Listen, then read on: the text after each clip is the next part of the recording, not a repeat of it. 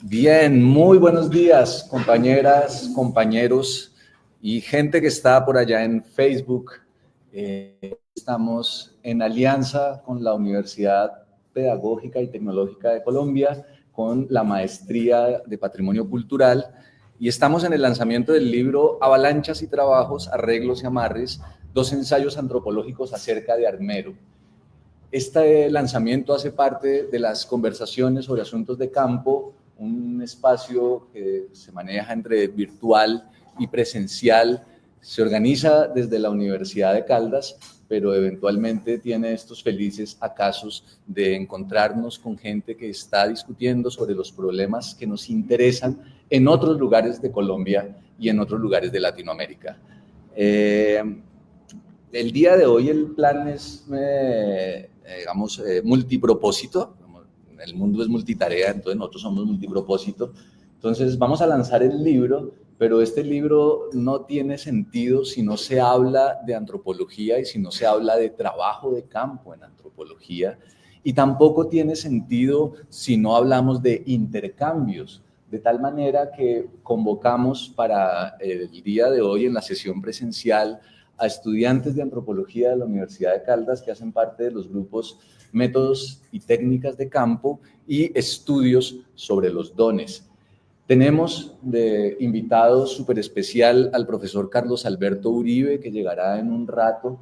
El profesor Carlos Alberto Uribe de la Universidad de los Andes hizo una lectura del libro y nos presentará su lectura. Y quienes estamos aquí y quienes están allá en Facebook nos van a poner sus comentarios y sus preguntas y los abordaremos, los 2 autores del libro, que somos Andrés Felipe Ospina Enciso, profesor de la Universidad Pedagógica y Tecnológica de Colombia, y yo mismo, Luis Alberto Suárez Guava. Entonces, vamos a empezar. Y vamos a empezar contando de manera somera, si acaso Andrés mete la cucharada y me ayuda más tardecito, contando cómo se hizo el trabajo de campo que llevó a la escritura de este libro y los avatares que ha sufrido este libro a lo largo del tiempo. Por supuesto, antes, y tiene, el sentido más importante, no es ni el libro, ni las clases, ni las conversaciones sobre asuntos de campo, sino el hecho de que hoy se conmemoran 39 años de ocurrida la tragedia de Armero. ¿Qué fue lo que ocurrió y qué es lo que sigue ocurriendo a propósito de Armero? Es una de las preguntas que abrimos nosotros cuando empezamos a trabajar por allá en el año 2006. Cuando empezamos a trabajar en el norte del Tolima, como suele ocurrir con las cosas importantes de la vida, fue por azar, no fue que alguna metodología o alguna corriente teórica de la antropología nos dijera, vayan y hagan antropología allá que nadie ha hecho antropología allá. Más bien fue un acaso, y en el año 2006 empezamos. Y durante los primeros meses, tal vez el primer año, un poco avanzado el primer año, fue que empezamos a encontrar una pregunta, porque parte del problema, ya no solamente con Armero, sino con cualquier cosa que querramos estudiar desde cualquier disciplina, es que nosotros suponemos que sabemos qué fue lo que pasó. Y parte de la gracia del trabajo que nosotros adelantamos acerca de Armero es que eventualmente nos dimos cuenta de que no sabíamos lo que había pasado. Y que ese preguntarnos qué fue lo que pasó en Armero fue lo que abrió un montón de caminos de investigación que no fueron solamente del profesor Andrés Ospina y míos, sino de un montón de otras personas.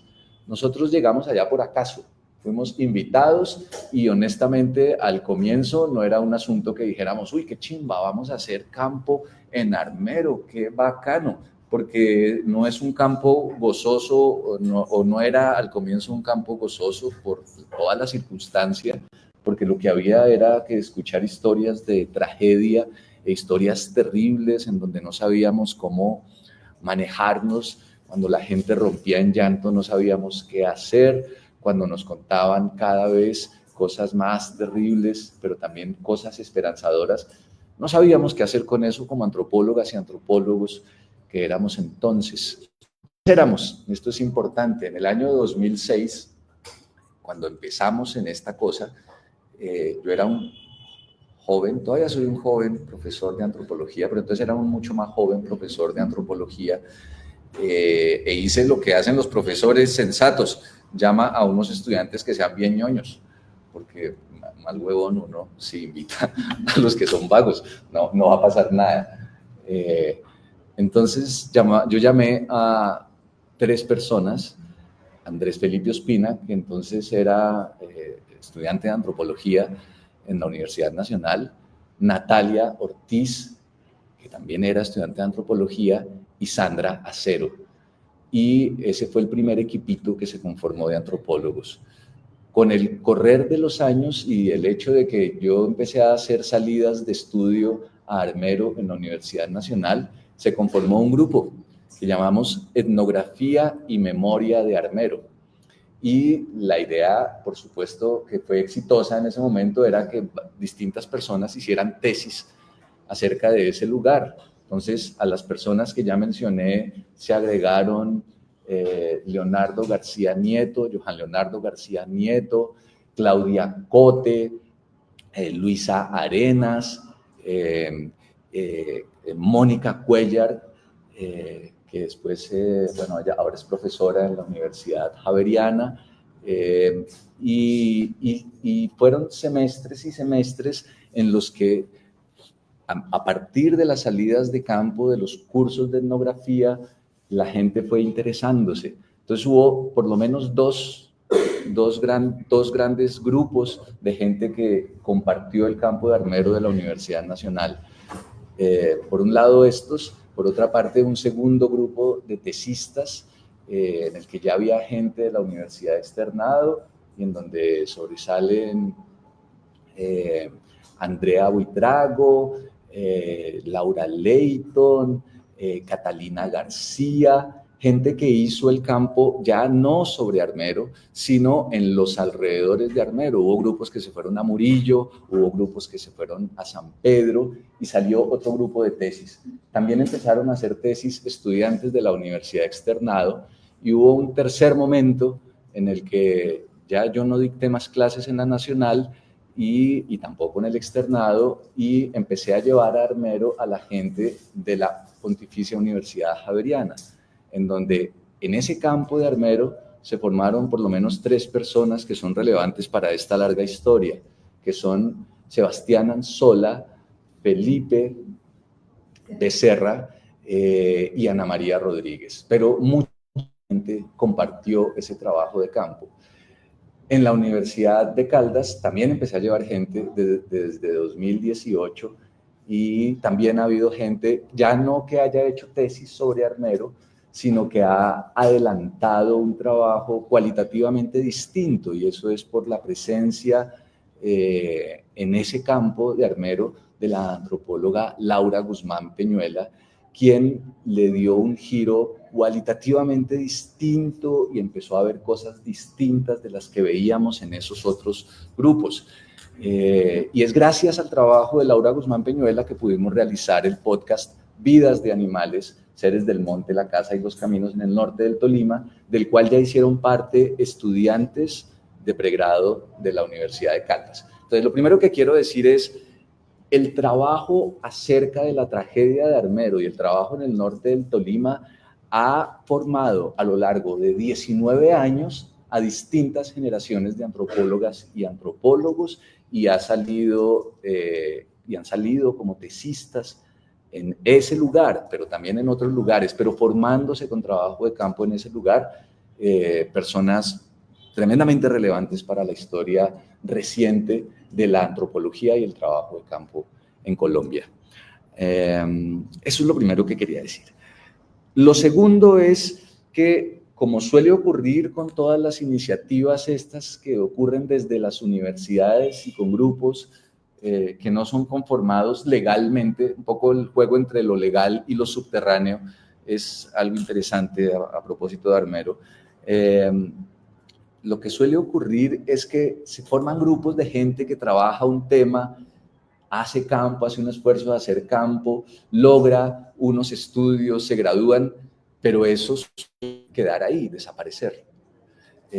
Entonces nosotros, cuando ya se graduaron la primera generación de los del grupo de etnografía y memoria de Armero, quisimos hacer un libro y nos pusimos en esa tarea. Teníamos un libro que era de unos 6, 7 capítulos, pero a seguir una indagación después de hacer una tesis es difícil y termina uno agotado, sentimental, espiritualmente, físicamente.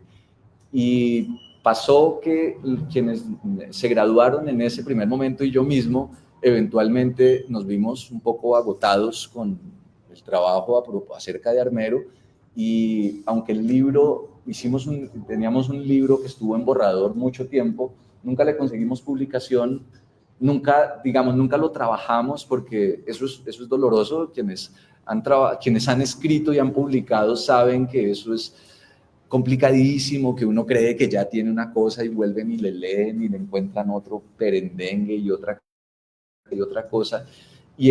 No es un trabajo de inteligencia, sino un trabajo de empeño. Se parece mucho al trabajo de campo.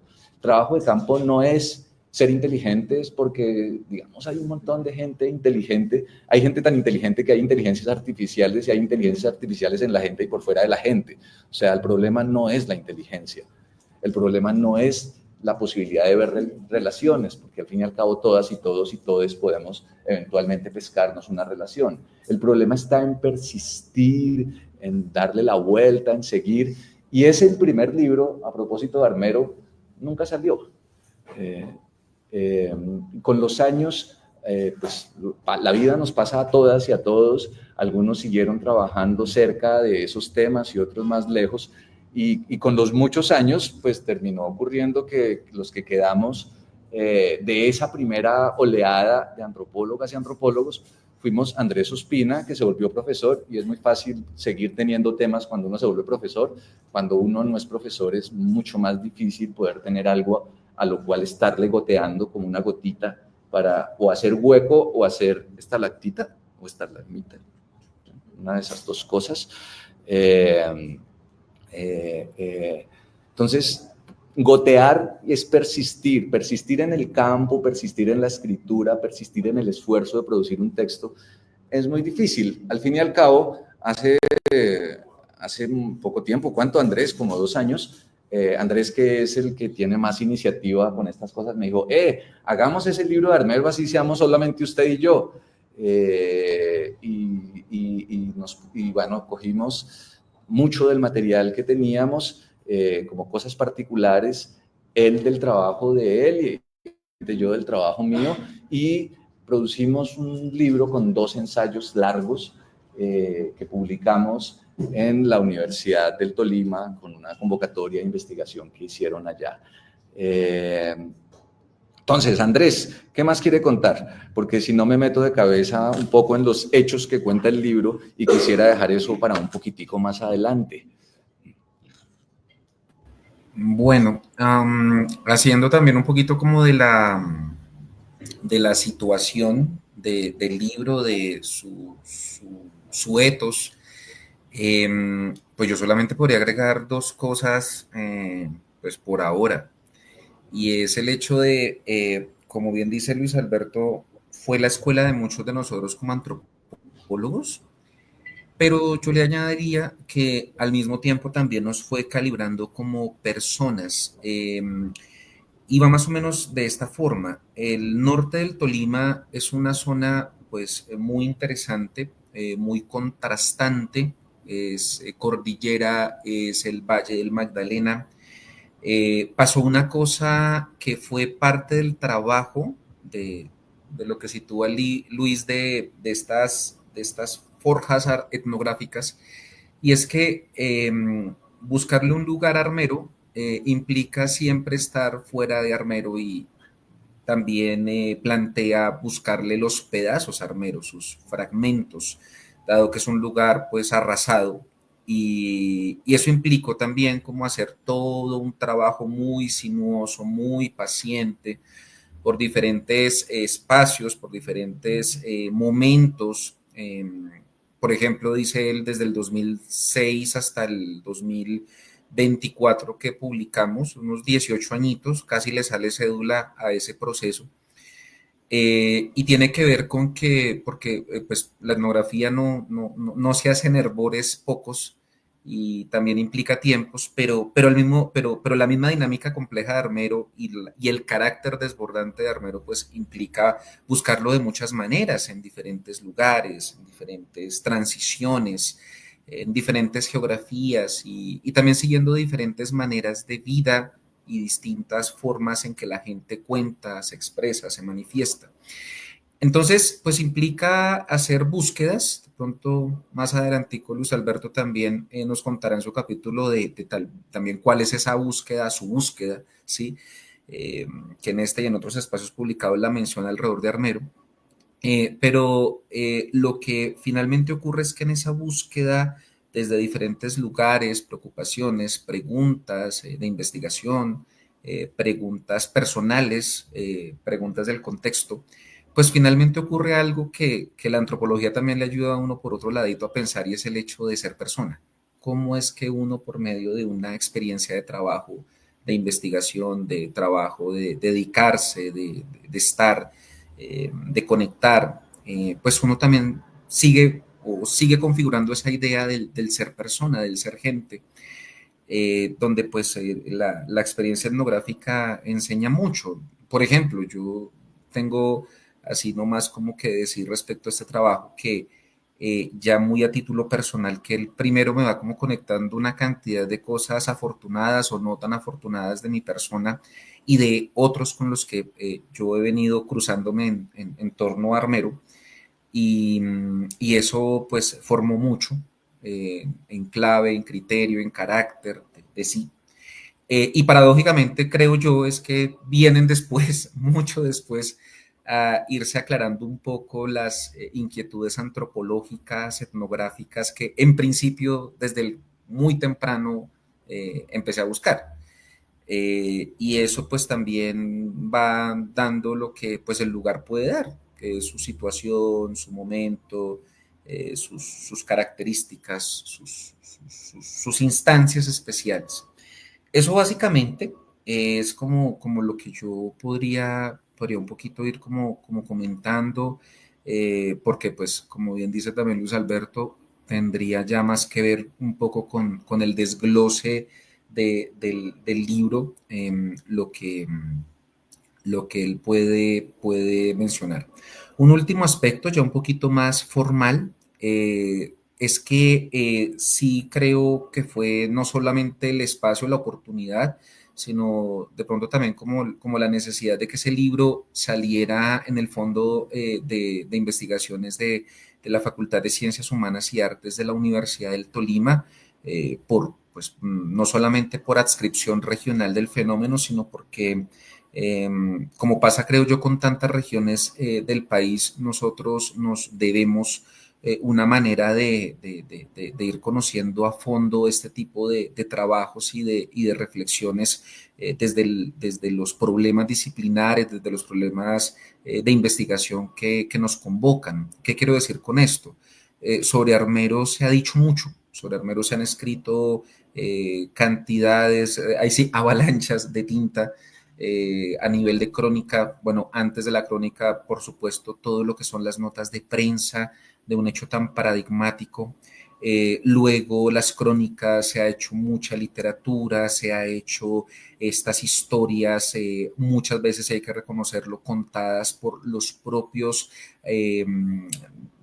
sobrevivientes de Armero, y con sobrevivientes de Armero no solamente hay que decir las personas que sobreviven a esa avalancha que conmemoramos hoy hace 39 años, que les tocó en pie, que les tocó en medio pues de las condiciones dolorosísimas de vivir en medio bueno, de sobrevivir una avalancha, sino también por sobrevivientes entender las personas que han tenido pues presencia o una participación desde la vida que está arraigada en Armero. Los hijos de Armero, los que estudiaban por fuera, los que han hecho una vida paralela a ser conscientes, como varios de ellos dicen que son sin cuna, y algunos de ellos han escrito, pero en medio de esa escritura, en medio de esa producción, pues sí estábamos en deuda de un proceso, también de un producto pues antropológico con unas preocupaciones ya más situadas, más propuestas desde la misma naturaleza de lo que puede ser un trabajo de largo aliento, desde unas preguntas, que es un poquito de lo que pues queremos hablarles hoy desde estas reflexiones que hemos venido planteando. Entonces, bueno, pues hasta ahí lo que yo podría mencionar respecto a esta primera entrada. Listo. Yo quiero referirme a dos cosas para seguir abriendo, veamos, porque lo que más me interesa, por supuesto ustedes podrán leer o leyeron algunos, algo del libro y allá toca poner el vínculo de descarga, Andrés, por Dios, en el Facebook de la Maestría de Patrimonio Cultural. Allá podrán leerlo, pero quiero oír dos cosas de las que ha mencionado Andrés, que tienen todo que ver no solamente con las personas que están estudiando antropología, sino con todos quienes nos dedicamos a la investigación, y es la relación que no es simple y no es superficial entre lo que uno investiga y la vida que uno lleva. Y dicho eso, piensen en un proceso de investigación que no solamente ha durado 18 años, sino que ha sido transformador en la vida de muchas personas. Transformador de una manera absolutamente simple, en la medida en que uno puede decir, Armero me volvió antropólogo, Armero me volvió antropóloga. Porque a uno no lo vuelve antropólogo o antropóloga solamente en la universidad. Uno lo vuelve antropóloga, los huesos, la cerámica, la estadística, lo que sea que uno haya estudiado. Entonces, uno no se vuelve la persona como investigadora que es, sino que eso se hace gracias a que el trabajo lo transforma a uno. Entonces, Armero nos transformó de cierta manera, pero también hizo un cierto sentido de la antropología. Entonces, y eso no es algo, de nuevo, que ocurra de manera instantánea. No puede ser que uno llega y está 3 días, ya así como el de Matrix, como Neo, como ya sé Armero, o ya sé Norte del Tolima, o ya sé estadística. Eso se demora en la vida de uno y eso crece en uno. Entonces, esa es otra cosa que quería señalar. El hecho de que en este lugar se volvieron antropólogas y antropólogos muchas personas, pero que este lugar él mismo hace parte de una tradición corta, pequeña, limitada de investigación en antropología, pero al fin y al cabo una pequeña tradición o una tradición, es decir, esto ha crecido en nosotros. No me engaño y no quiero llevarlos a engaño al decir que de cierta manera quienes estudian antropología cerca de Andrés o cerca de Mónica Cuellar o cerca de Laura Guzmán o cerca de Luis Alberto Suárez han heredado algo de Armero. Y ese Armero ha crecido en las antropologías de estas personas y esa antropología nos llega a nosotros como algo que se nos entrega. Es decir, no nacimos instantáneamente en este mundo, y es parte de lo que... Está el profesor Carlos Alberto, qué gusto verlo. Luis Alberto, ¿cómo estás? Muy bien, ya termino esto y le doy la No palabra. te preocupes, aquí estamos listos. Como trato de desarrollar en el pequeño artículo que está allí escrito en el ensayo, la vida de uno es más larga que uno mismo. La vida de uno no es algo que tiene uno atrapado dentro de uno, sino que crece y se extiende desde el mundo. Parte del esfuerzo de aprender antropología es pillarse de qué manera unas vidas que son más largas que nuestras vidas se extienden en la vida nuestra y crecen. Podemos crecer a partir de los restos, podemos crecer a partir de la brujería, podemos crecer a partir de los florecimientos, pero no podemos sustraernos al mundo. Y es parte de lo que, digamos, de esta introducción, porque lo que es importante es escuchar al profesor Carlos Alberto Uribe. Entonces, él fue muy amable con nosotros y nos... Gracias, hombre, gracias. No, un nos placer acompaña. además. Un Entonces, placer muy tiene toda grande. la palabra, profesor Carlos Alberto es antropólogo, profesor de la Universidad de los Andes, una de las personas más relevantes de la antropología en Colombia, y para fortuna de Andrés y mía, nos ha acompañado mientras estudiábamos antropología en distintos momentos como profesor y, Dios quiera, como colega. Entonces, profe. Bueno, muchas gracias, Luis Alberto, muchas gracias, Andrés. No te veo a ti, no veo a Andrés, no veo a la audiencia. Muchos buenos días también a todos y todas los que me están escuchando. En primer lugar, quiero agradecer gracias, mira, ya tengo una vista general. Buenos días a todos y todas que están ahí sentados escuchando mis palabras. Bueno, primero que todo quiero agradecer a Luis Alberto y a Andrés Felipe por pues primero compartirme este libro, poderlo leer, digamos, en exclusiva, y bueno, y por invitarme a participar en este lanzamiento. Yo he preparado un pequeño texto escrito que me voy a permitir leer con la venia de ustedes, de Luis Alberto, de Andrés y de la amable audiencia.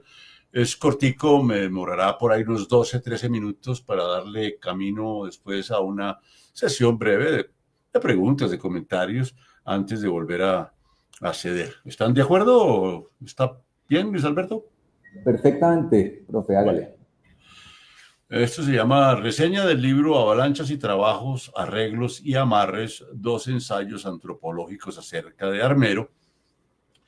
Y el textico comienza con esto. Este libro, escrito a 4 manos por los antropólogos Luis Alberto Suárez Guava y Andrés Felipe Ospina Enciso, representa la escuela etnográfica inaugurada por Luis Guillermo Vasco en el Departamento de Antropología de la Universidad Nacional de Colombia hace décadas.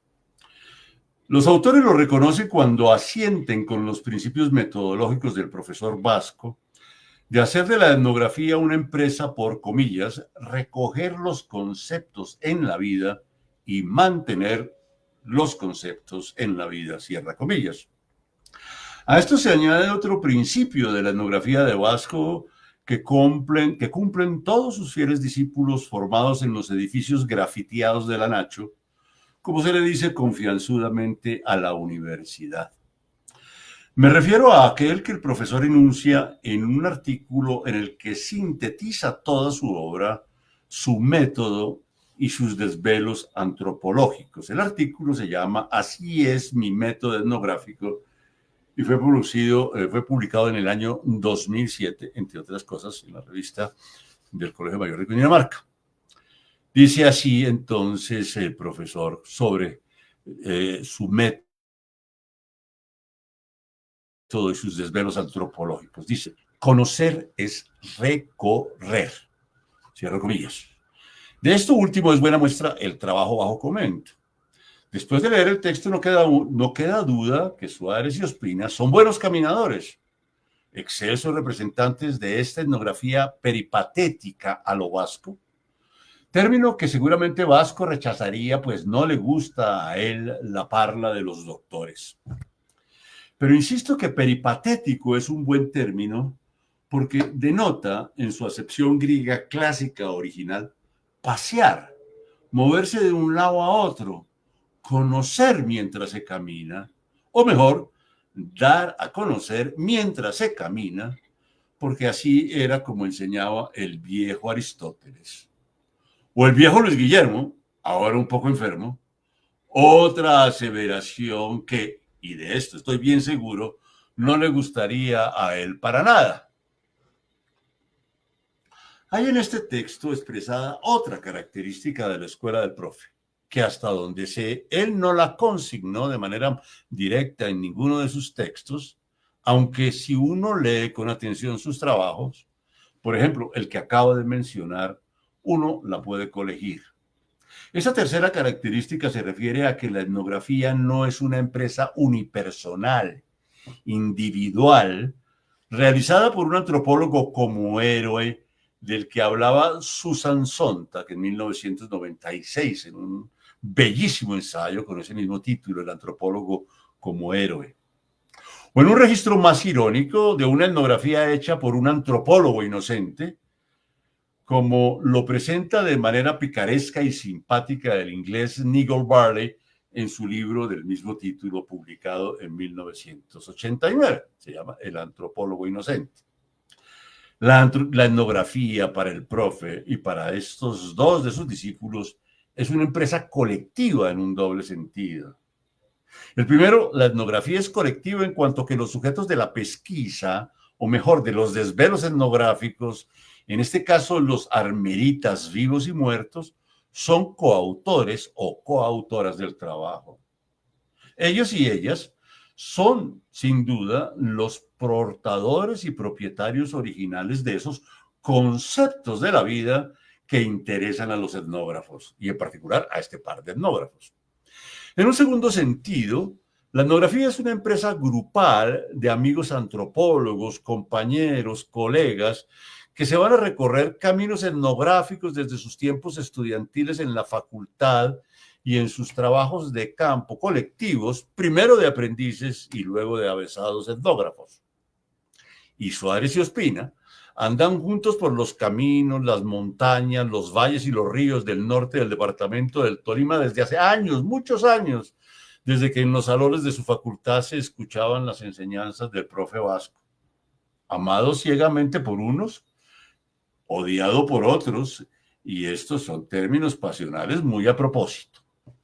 Más aún, la etnografía es una empresa colectiva porque en estas páginas aparecen citados con profusión, en estas páginas del libro, aparecen citados con profusión los textos de muchos jóvenes antropólogos y antropólogas de la Nacional que hicieron sus tesis de grados en el mismo combo, utilizo la palabra combo, por supuesto, para ser bien cool, de Suárez y Ospina.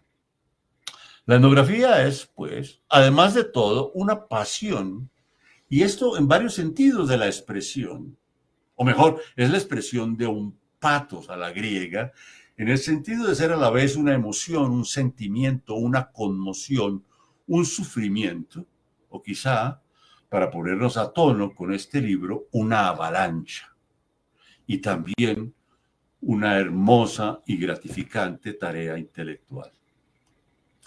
Acabo de introducir a propósito el término avalancha, porque por supuesto el tema principal objeto de los dos escritos aquí contemplados es la dramática avalancha de lodo, piedras, maderas, vivos y muertos del volcán Nevado del Ruiz por el río Lagunilla hasta acabar con el viejo armero hace hoy, 13 de noviembre de 2024, 49 años. Y también de los valancheros, así llamados valancheros, los depredadores y carroñeros de los escombros y de los restos de la vida y de la muerte que dejó el tropel. Escombros de la vida y de la muerte, que ya lo veremos a ver, son muy importantes en uno de los dos temas principales del libro, el tema de la brujería. Ese término avalancha, que el diccionario de la Real Academia define mediante sinónimos como alud, derrumbe, desprendimiento, corrimiento, desplome, hecho curioso, como si la tal avalancha escapara a una clara definición y que solo fuera posible dar una serie de ideas análogas, me viene dando vueltas en la cabeza desde que terminé de leer el manuscrito. Me recuerda el armero que conocí de muy muchacho, pues dos tíos míos, tanto por el lado paterno como el materno, paisas cafeteros como eran, trabajaron por muchos años en la trilladora J.M. López y compañía, localizada en Honda, Tolima, al norte del viejo Armero, donde se acopiaba el grano, el café, se seleccionaba y se empacaba en costales de fique para luego ser embarcados en los buques de vapor hacia los mercados internacionales por el río Magdalena. En mis difusas memorias está la imagen del vapor David Arango, fondeado en el puerto de Caracolí, de Honda, un poco antes de que se incendiara el 19 de enero de 1961 en el puerto de Magangué. Como también están en mi memoria mis vacaciones escolares en Honda y mis primeras cervezas escondidas detrás de las puertas con mis primos mientras los mayores sacrificaban, adobaban y asaban el cerdo navideño en medio del jolgorio y una buena dosis de tangos, boleros y música vieja en acetatos de 78 revoluciones por minuto que sonaban en la vieja radiola de la tía Olga. O las primeras rondas de bacán de pueblo por el Alto del Rosario, en Honda, con los compinches del lugar. O mis recuerdos de Mariquita con su piscina en forma de H, con las idas a La Picota, una piscina natural en un río entre estas dos poblaciones, y donde, dizque, aprendí a nadar merced a los métodos pedagógicos un poco rudos de mi padre. Que trague agua para que se le quite el miedo, decía. Y por supuesto, también están en esas memorias los paseos familiares a Armero. No obstante, mi principal memoria de Armero data de 1971, cuando en unas vacaciones universitarias resolvimos con mi amigo Gabriel echar dedo por la carretera que de Mosquera sale para Facatativá, con tan buena suerte que nos recogieron unos amigos de Gabriel y a bordo de lo que entonces era un potente R4, un Renault 4, conducido por un loco, como un loco por un tal de Bedú. Fuimos a parar a una gran hacienda en la vecindad de Armero de unos conocidos de Gabriel. Contraste raro para este par de aventureros en ciernes, pues nos instalaron como príncipes en la finca, toda tecnificada, todo lujo, toda llena de empleados y de servidores. Aún recuerdo los desayunos con jugo de deliciosa toronja de la tierra, excelente para paliar resacas etíricas. Para matar el tiempo, nos fuimos pues a visitar a unos compañeros y compañeras de antropología que estaban haciendo una práctica de terreno en arqueología en los alrededores de la población de Armero, y ahí empezó la fiesta porque después de las jornadas de trabajo nos íbamos para el pueblo a celebrar. Armero estaba de fiestas. Los restaurantes, cafés y negocios estaban a reventar. Por todas partes sonaba la música y todo era risas, cantos, congestión y bochorno, en medio de un gran calor.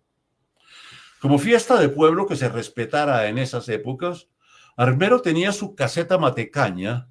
Nunca supe el porqué de tal nombre, Matecaña, porque Matecaña hace alusión a Pereira, y yo ya conocía la caseta Matecaña de la Feria de Cali, para seguir complejizando el problema.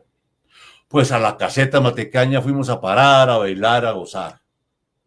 Mi amigo Gabriel, intrépido muchacho, enamoró a una bella del pueblo, una muchacha alta, espigada, buena bailarina, y nosotros, envidiosos de la suerte del amigo, hacíamos todos los esfuerzos posibles para sacar a bailar a una joven agraciada. Esfuerzos fracasados porque pronto la amiga de Gabriel, que si no recuerdo mal había sido la reina en algún certamen de belleza en Armero, nos informó categóricamente que nuestras risueñas parejas eran damas de compañía, ¿no?, de los connotados burdeles de la localidad. Ahí quedaron nuestros galanteos de nobles galanes setentudos y melenudos. Anécdotas personales, nostálgicas o no, me interesa subrayar que esta atmósfera de riqueza y opulencia en Armero antes de la avalancha, además de una eterna fiesta, está finamente reflejada en las etnografías de Suárez y Ospina, puestas juntas en este libro por su indudable conexión en el tema y en el argumento. No obstante, ser ambos estilos narrativos, el de Ospina y el de Suárez, un tanto diferentes. Interesa también hacer hincapié en el siguiente hecho. Después de la tragedia de 1985, con alguna frecuencia nos preguntamos con Gabriel qué habrá sido de la suerte de la bella joven, estaba en Armero cuando vino el desplome, el corrimiento, el alud. Sobrevivió a la avalancha, murieron ella y sus familiares, algunos de los cuales están bien conocidos. Si para el año en que la conocimos ella tenía unos 17 o 18 años, para 1985 ya sería una señora de más de 50 años. No sé, de pronto 40 años, no, los cálculos ahí puede que estén mal. No me recuerdo el nombre, no puedo recordarme el nombre por más de que lo he esculcado en mi memoria. ¿Sería ella una víctima de lo que los psiquiatras y psicólogos clínicos llaman el síndrome de estrés postraumático? Cálculos y especulaciones que para mí son muy perturbadoras todavía, y más en esta ocasión, y dada la lectura de este libro. Acabo de mencionar el PTSD, por la sigla en inglés del síndrome de estrés postraumático. Unas pocas palabras sobre este engendro. Este trastorno es parte del sistema de clasificación y de estadística de las enfermedades mentales de la Asociación Psiquiátrica de los Estados Unidos, más conocido en inglés como el DSM. De forma un tanto sorprendente, este síndrome se convirtió en el arquetipo por excelencia del trauma como trastorno mental. Lo que esta noción busca atrapar clínicamente son los efectos de un trauma, que un trauma externo tiene en una persona particular, de forma tal que las capacidades psicológicas y de adaptación de esa persona son sobrepasadas y se le dificulta superar en un tiempo futuro las experiencias que rodearon el trauma mismo. Algunos traumas implican la agencia humana, como por ejemplo las guerras y en general eventos violentos como la violencia sexual, o fenómenos con un origen natural como los terremotos, las inundaciones y las avalanchas. Ambos orígenes implican, desde luego, la conmoción y el terror insufribles que desatan en algunas personas estos eventos, muy violentos y radicales como pueden llegar a ser. A pesar de que el PTSD solo es aplicable en el diagnóstico concreto de pacientes que muestran los síntomas clínicos que caracterizan este cuadro mental y comportamental, no deja de ser sugerente pensar fenómenos sociales de honda caladura bajo la perspectiva del trauma. Después de todo, la palabra trauma se origina en el griego herida, y fenómenos como las guerras, las violencias, las catástrofes naturales y los procesos históricos de larga duración como la conquista y dominación de pueblos o naciones subordinadas, por mencionar algunos procesos sociales que repercuten de forma profunda en el devenir de las sociedades humanas, dejan heridas traumáticas colectivas. Pero ¿qué hace aquí el fementido PTSD en estas fechas de conmemoración de la tragedia de Armero?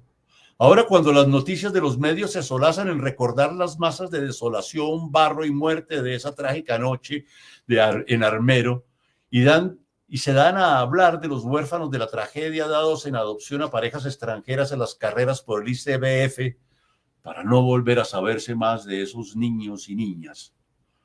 O ahora, cuando los periodistas se complacen en hurgar historias pasadas de víctimas salvadas por providenciales héroes de ocasión. Lo que pasa es que la avalancha me viene, como dije arriba, dando muchas vueltas en mi cabeza, y ahora pienso que avalancha y sus diversas palabras analógicas son quizá un mejor término que el tal síndrome para caracterizar estas tragedias. Como trauma es también herida, y heridas es lo que quedó de esa noche de noviembre. Quizás se podría acuñar un síndrome traumático post-avalancha para caracterizar el trauma o la herida colectivas que dejara el acaecimiento bajo comentario.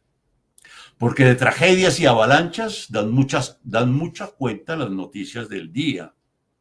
¿O qué tal la avalancha de bombas, drones, balas, morteros, metrallas y demás que cae sobre mujeres, niños, niñas y ancianos palestinos indefensos que nada tienen que ver con las acciones suicidas y criminales de Hamas, o la de la avalancha en Ucrania o en el Sudán, o los campos de la muerte de Camboya, o la avalancha de Napalm sobre Vietnam, o las avalanchas en contra de los judíos, de los pogromos que han sufrido desde la caída del templo de Jerusalén a comienzos de nuestra era, o las matanzas de las caucherías de la vorágine amazónica a comienzos del siglo XX, o las de las bananeras en la Ciénaga también de comienzos de siglo en el norte, en el Caribe colombiano, o las avalanchas históricas en nuestro suelo, como la del Palacio de Justicia, también en 1985 y unos pocos días antes de la tragedia de Armero. Bien pareciera que la categoría central de nuestros dos autores en su texto tiene mucho que ofrecernos a aquellos que queremos entender un poco, siquiera, de la turba y el tropel que nos agobia. La avalancha pareciera ser una buena categoría para repensar la historia del dolor humano.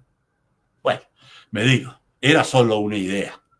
Puede que la idea no sea tan buena en general y nadie va a dar una higa por el tal síndrome traumático post-avalancha. Pero me parece que Suárez y Ospina lo que hacen aquí es convertirse en analistas de la avalancha. Y la palabra analista aquí no es fortuita, porque como hacen sus congéneres psicoanalistas en los relatos de sus analizandos, que no pacientes, lo que este par de analistas sociales acometen es, valga la redundancia, analizar de forma minuciosa las narrativas de la post-avalancha y de la pre-avalancha de Armero. Los conceptos de la vida de la gente, dirían los etnógrafos de la escuela del profe Vasco. Y de nuevo, no estoy muy seguro que a Luis Guillermo le gustaría eso de su escuela. Visto en su conjunto el libro, me parece que hay dos ideas fundamentales en la comprensión de la avalancha de Armero que nos brindan Suárez y Ospina.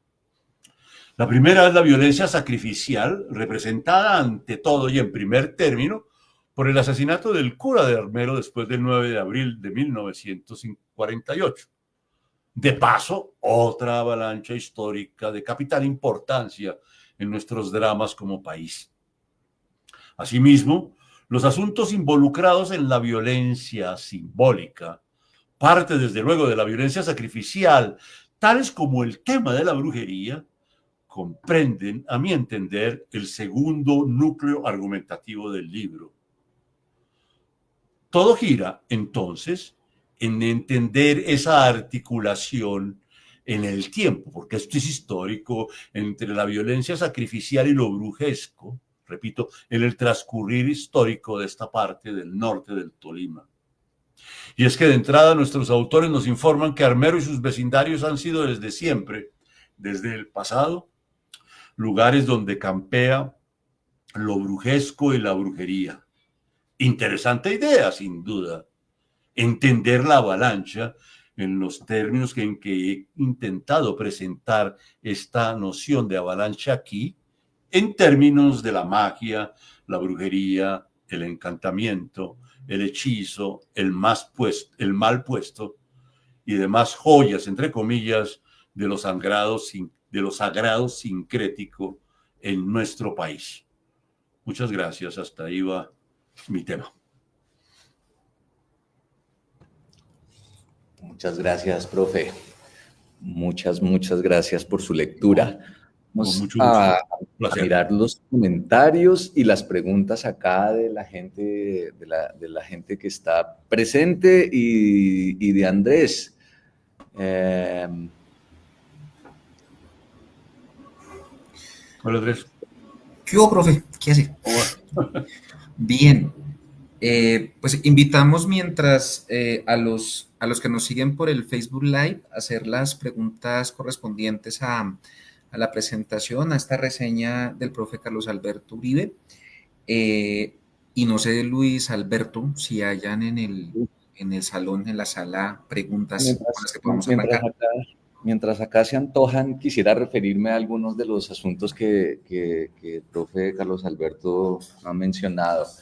Y el primero tiene que ver digamos, con un poco la idea esta, de qué manera el trabajo de campo, este trabajo de campo ha crecido en nosotros, pero también yo no sabría si llamarlo la tradición, pero sí más bien la enorme influencia que sin duda, y en eso pues a mí me honra mucho que me ponga bajo esa égida que en realidad sí es de quienes fuimos formados más que por las clases de Vasco, por su lectura, porque cuando yo estudié en la Nacional ya Vasco no daba clases de etnografía, y cuando Andrés estudió ya Vasco no daba clases.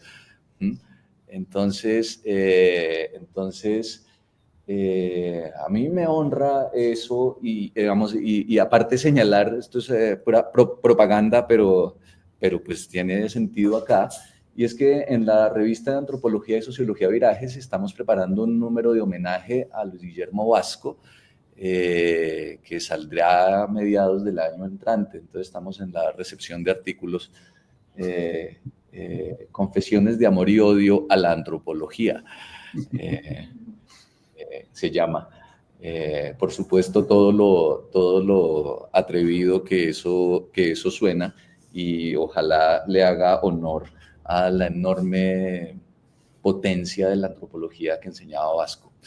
Eso es lo primero. Lo segundo, meternos un poco de cabeza en el libro, y creo que además para alimentar, si es posible, el síndrome de ¿cómo es? Estrés post-avalancha, sí. o de avalancha post... sí, el síndrome de avalancha, podría llamarlo uno, porque, y esto es chismes, siempre que se habla de Armero hay otra cosa que contar, y es tremendamente impresionante, porque efectivamente, como el profesor Carlos Alberto ha señalado, todo deviene avalancha en torno a Armero, pero Armero desborda Armero, tanto que después de Armero ha habido avalanchas de Armero, y ha habido armeros donde no hay Armero, en Mocoa, en Villatina, en Gramalote, y eso es tremendamente interesante. Pero claro. Para ir al caso concreto, yo conocí dos personas llamadas Avalancha, pero realmente no Avalancha, Balancha, que es la palabra que usa la gente allá. Y esas dos personas conocidas como Balancha estaban locas en dos pueblos, uno en el Líbano, Tolima, y otro aquí en Chinchiná. Y la mujer que llamaban Balancha en Chinchiná nos contaba hace muchos años, hace muchos años, Andrés, usted ya está viejo, nos contaban que los 13 de noviembre se volvía loca, la loca se volvía más loca y se quitaba la ropa y salía a correr y a llorar por el pueblo, y la llamaban Balancha. De tal manera que la noción de Balancha es tremendamente impresionante allí. Balancha son dos tipos de personas: aquellos que se meten al lodo a sacar fortuna, digamos, a meterse entre los escombros, a sacar riquezas, pero también son balancheros, y esto es impresionante, lo llaman barrios de balancheros, quienes salieron del lodo o quienes fueron beneficiarios de las ayudas del Estado. Entonces, hay ahí un campo teórico brutal, de manera tremendamente interesante, vinculado a conceptos locales. Que por supuesto son conceptos locales de un orden distinto de aquellos que encontró con los que trabajaron en el Comité de Historia Vasco y los guambianos, muy distintos, pero con una potencia teórica impresionante. Ahora que la lengua es más nuestra y podemos escribir de modos más atrevidos, es un mundo en el que es posible una antropología atrevida. Eso. Bueno, ¿alguien acá? Preguntas para el profesor Carlos Alberto, comentarios a propósito de su lectura, porque el profesor no nos acompaña sino hasta las 11, dice, y ya van a empezar Todavía no me han timbrado aquí la puerta, pero bueno. Estamos Pues, tranquilos. Andrés. Cuando me timbre me toca timbrarme yo también. Bueno, nos timbramos todos. Cuando se timbra.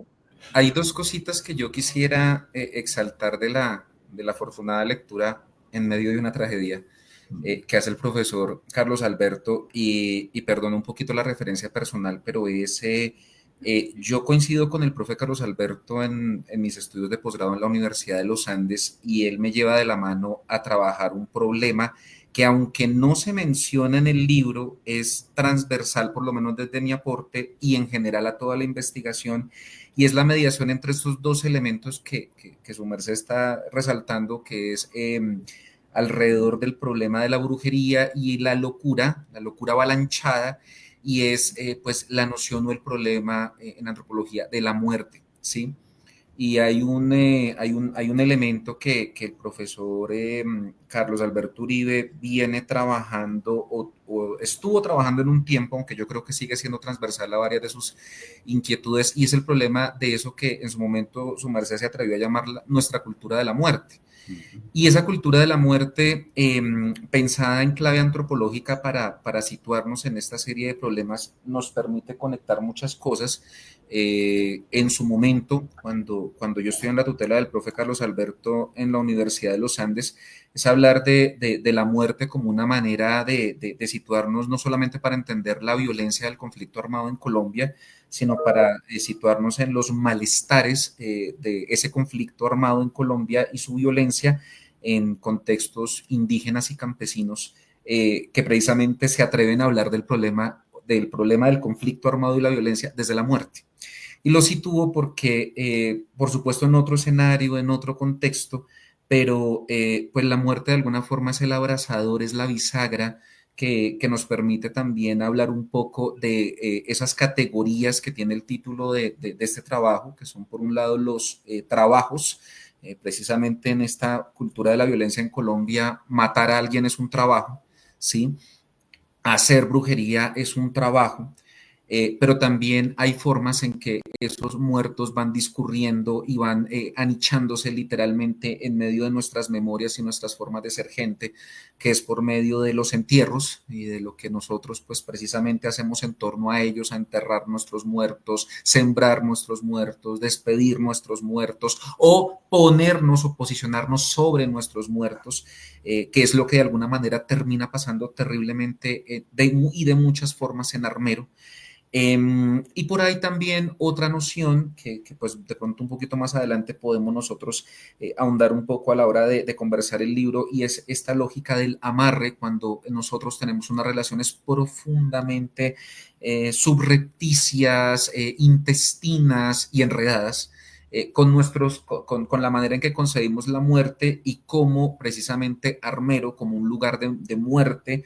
Luis Alberto dice una cuestión, y es que se lo he escuchado muchas veces, termina siendo Armero el cementerio más grande del país, y que sigue produciéndose además en un lugar de esas características, como tenemos unos vínculos, unos atracamientos, unos amarres con nuestros muertos que se manifiestan precisamente en una idea también muy transversal a lo que el profe Carlos Alberto nos está mencionando, y es el malestar, ¿sí? El malestar y cómo precisamente nosotros estamos de alguna forma imbricados, entramados, enredados en malestares que de alguna manera la forma en que Armero se presenta y se representa a propósito de nuestros análisis se sitúa en clave precisamente de este problema, que es el de contarnos cómo el malestar nos golpea y al mismo tiempo nos rebasa, y cómo también nos permite narrarnos, que es como lo que de algunas maneras se está planteando con Armero. Entonces, no, pues, profe, agradecido mucho por el ejercicio, pero sobre todo en lo que usted nos va contando, porque pues es eso, es seguir conectando y seguir articulando cosas. Con mucho gusto, Andrés. Un placer. Estás mudo, Luis Alberto. Ahí hay alguien saludando, creo que la conozco a esa persona. No, aquí está la profesora Sofía Lara, y que muchas gracias. Bueno, okay. El libro tiene demasiadas sugerencias, tú acabas de anotar algunas. Luis Alberto, por supuesto, con su característica elocuencia, porque Luis Alberto tiene ese don, ¿no? Bueno, tú también, Andrés, no son muy elocuentes con la palabra, juegan con la palabra, eso se nota se nota en el escrito, ¿no? Dije de pasada y no lo desarrollé, que los estilos narrativos ustedes son un poquito diferentes. El de Luis Alberto juega mucho con la asociación libre, diríamos, en el psicoanálisis, ¿no? Y expulgar el sentido de las palabras hasta que queden las palabras ahorcadas realmente para hablar de enlazamientos, entre otras cosas. El tuyo es un picaresco también, es más lineal, menos asociación libre, más lineal el de Andrés. No, también tiene guiños y cositas de interpretación, ¿no? Ambos son interpretativos, hermenéuticos, es la palabra full de flies de ahora. Pero son dos estilos narrativos distintos, muy agradables de leer, porque el libro tiene esa característica también. No es un ladrillo, ¿no? Esos libros de antropología que a veces, ¿no?, empiezan a regodearse en la monserga para ser serios, ¿no? Esos que empiezan a abordar problemáticas al interior de, y les garantizo que aquí no hay ningún abortaje, ni ningún aportaje, ni ningún al interior, ¿no? Esas formulitas ahí tontas para decir que uno sí es serio, por supuesto, eso no está acá. Es un libro que es de lectura agradable, es un libro para la gente, para que la gente entienda, hombre. ¿Por qué tenemos que escribir los antropólogos para que no nos entiendan? Y las antropólogas para hacer play, eso es una bobería.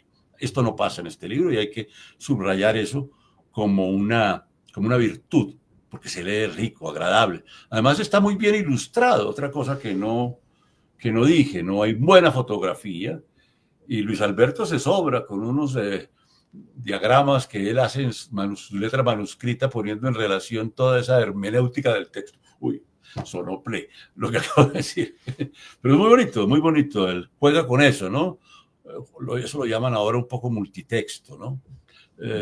Es bonito eso y es un acierto del libro. Muchísimas gracias, profesor. Ahí, para quienes están en Facebook, está el vínculo. El libro existe en PDF. Este es un libro disponible para descargar está desde el repositorio de la Universidad del Tolima, y también está en academia.edu para quien quiera descargarlo. ¿Ya? Entonces, compañeras y compañeros, quienes están aquí presentes y quienes están en Facebook, sus preguntas, comentarios, esto, y si no, nos metemos de cabeza en otros temas, pero sería bueno si tienen preguntas o comentarios. Compañero. Que hable durito. Buenos días, yo tengo una pregunta alrededor de la primera sección, el primer capítulo. ¿Quieres acercarte porque te estamos escuchando muy poquito? Qué pena con Acércate.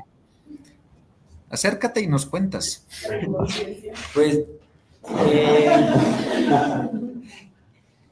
yo tenía más que todo una pregunta sobre el primer capítulo en la sección 1.5 que se llama Muerte y Suerte, con este concepto de la muerte viva, que fue algo que no me quedó muy claro, y pues sí entendí como en qué se basaba alrededor de este concepto, pero no entendí bien el concepto claramente, cómo se veía ahí y cómo se manifestaba exactamente en Armero.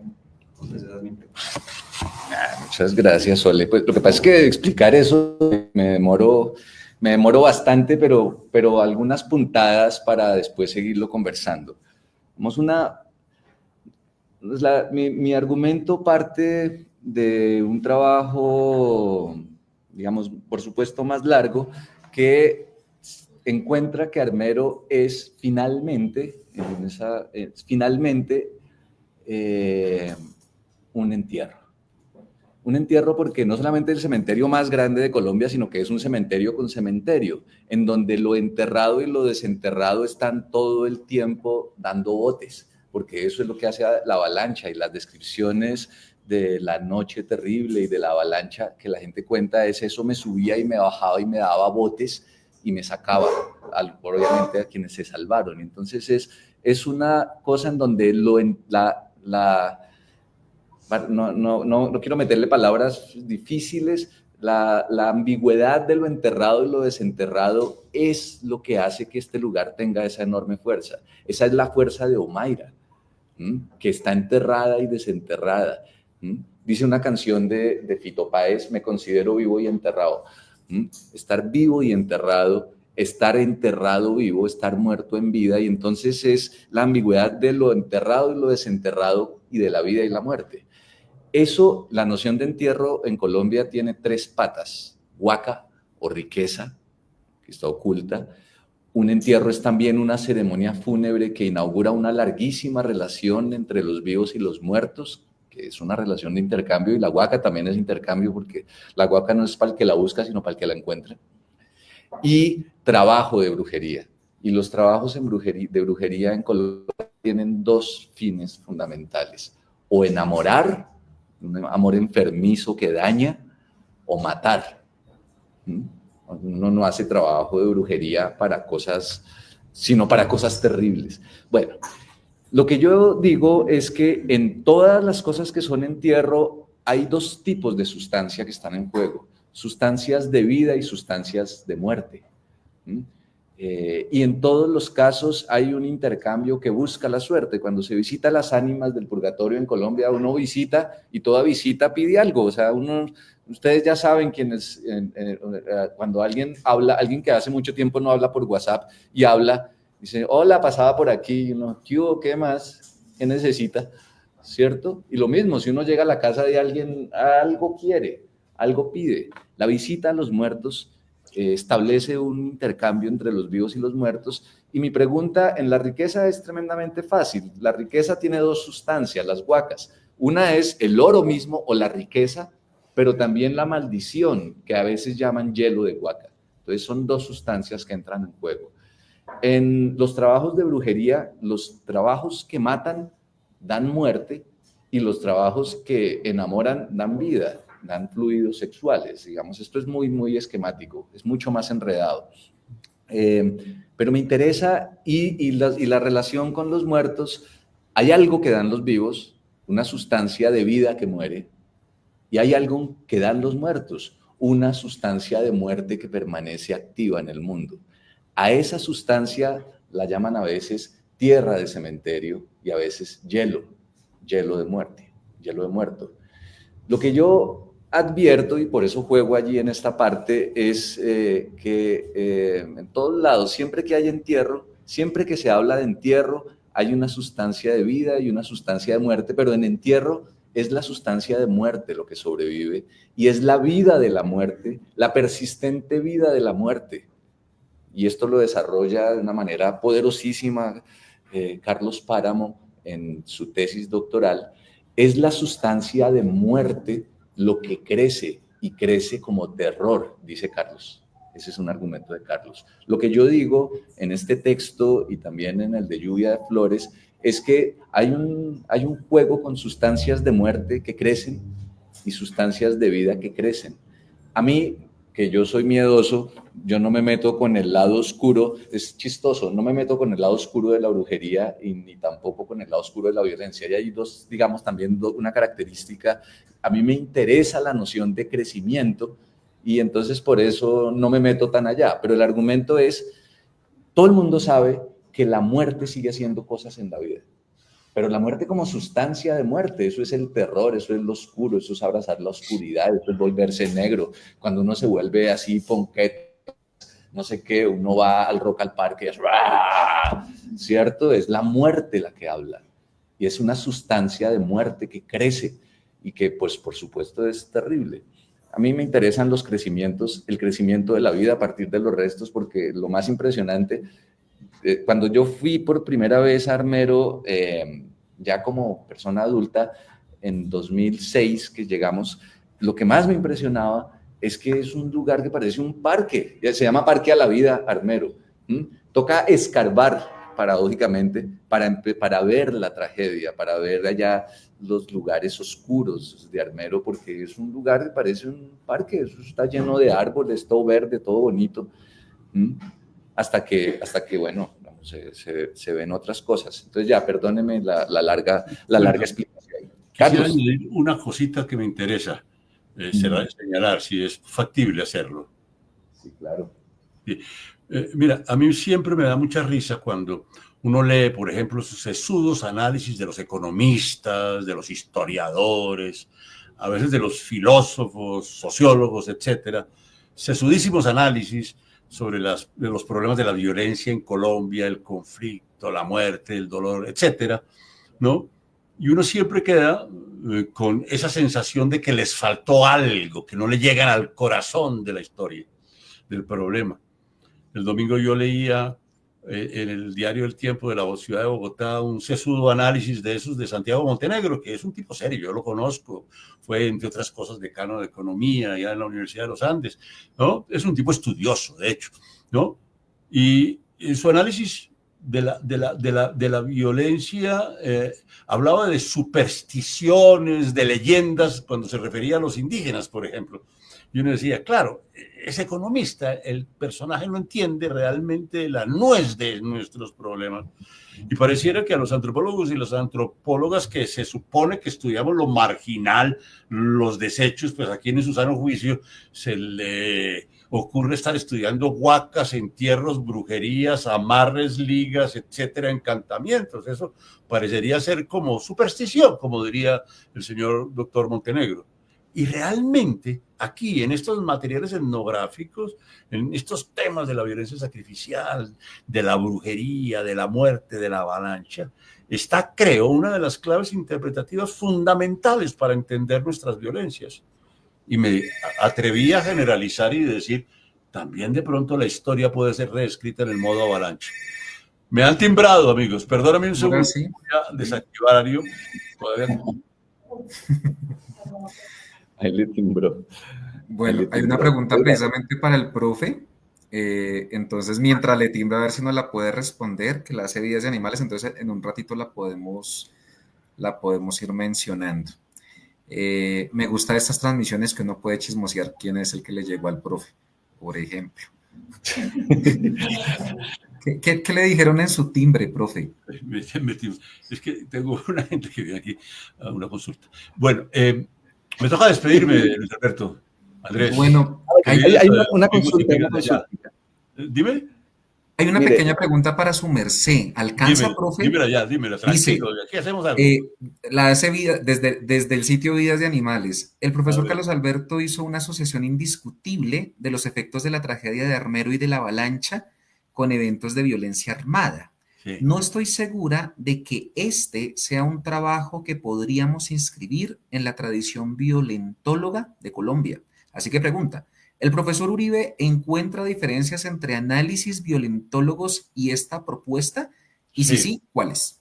Muchísimas, precisamente porque, por ejemplo, cuando yo hablaba de esas interpretaciones canónicas sobre la violencia en Colombia, también hacía alusión a los violentólogos. Obviamente, ahora los más prestigiosos son los economistas, porque hacen sus series econométricas y dicen, no, mire, es que el Excel me arroja estos datos, porque ahora la ciencia debe ser basada en la evidencia, dicen, ¿no?